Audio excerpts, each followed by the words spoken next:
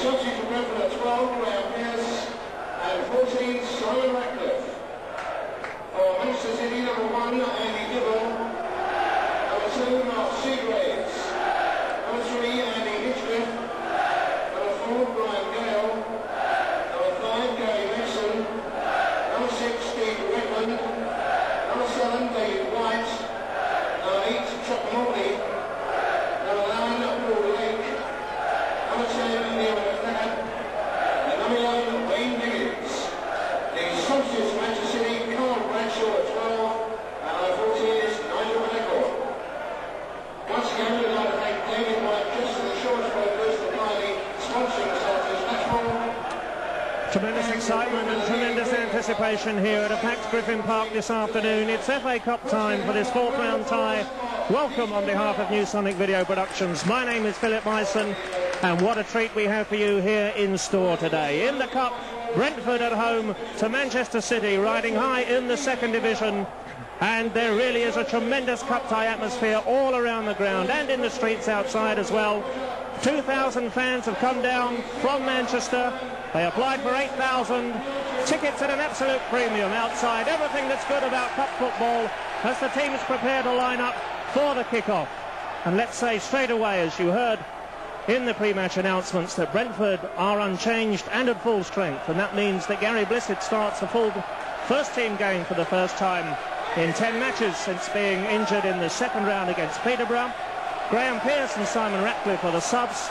Manchester City, they have injury problems of their own. Most crucially, they're missing their best player this season, Paul Molden. As we get set and we're underway in the first half, Brentford in the stripes playing from right to left. And you'll notice immediately that the biggest factor perhaps in this afternoon's game is going to be the condition of the pitch, as Andy Dibble goes sprawling to retrieve the back pass. It's been raining heavily here in West London all morning. The pitch heavily sanded. There's surface water in both goal mouths, very heavy down the middle. And I should think both teams will be well aware that it's not a day for suicidal back passes, but very much an afternoon where wingers will come into their own. It all makes for tremendous excitement here.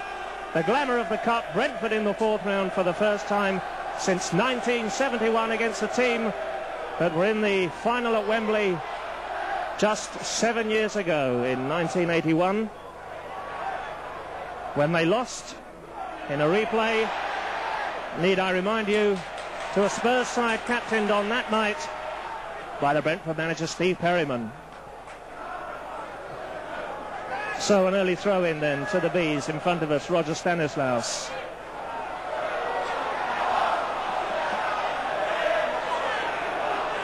Looking for Gary Blissett over his head. Andy Sinton goes for a header. Ball breaks to Jones. Stanislaus just thinks one forward for Sinton to chase.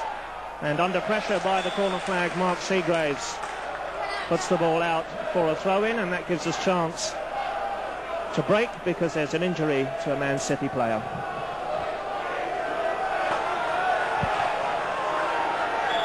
So Gary Megson all right, and away we go again. In the first time by skipper Jones. Keith Millen pumps the header back towards the edge of that City box. Jones drives one in. Andy Dibble perfectly positioned. Takes a good catch, and that'll do his confidence some good. Not an afternoon to relish for goalkeepers with the greasy, slippery ball. The rain still falling here. Grey skies above West London. And the first opportunity for Manchester City to show. That one coming off the back of the heel of Wayne Biggins.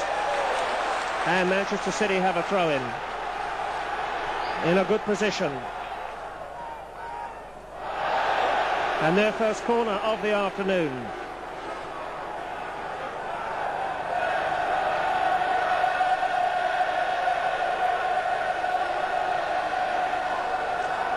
And they're our first sight of the travelling Manchester City fans behind the goal. And more bananas than they've possibly seen in Barbados this winter.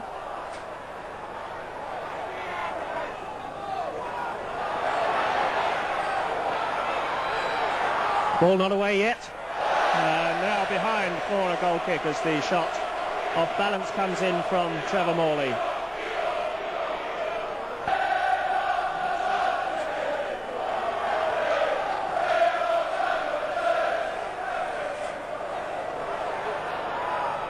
Taken down in midfield by McNabb, but it's out of play on the far side. Quickly taken by Neil Smiley. Now the first chance for Cadet to get on the ball this afternoon, and Brentford making progress. Another throw-in. This will be taken by Andy Feely, who was stretchered off in last week's game at Wigan, but he's made a miraculous recovery and gets distance on the throw. It's back-headed by Evans. Straight back in by Feely. And Man City get it away, but it's not gone very far. Cockram back to Roger Stanislaus. The forward pass is a poor one. Just see how that ball is sticking in the treacle in the middle of the park. Now Man City on the break. Neil McNabb plays the ball forward in a good position and turned behind for another corner to Manchester City, and that sets the bananas waving away to our right.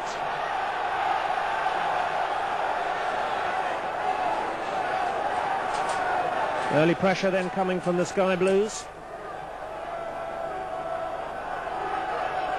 And Brentford have everybody back in their own box apart from Richard Cadet.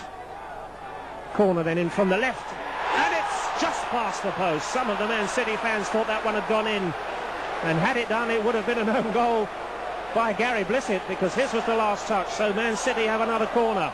Brentford living dangerously here, and the corner again causing problems. And over the bar by Barry Megson it was.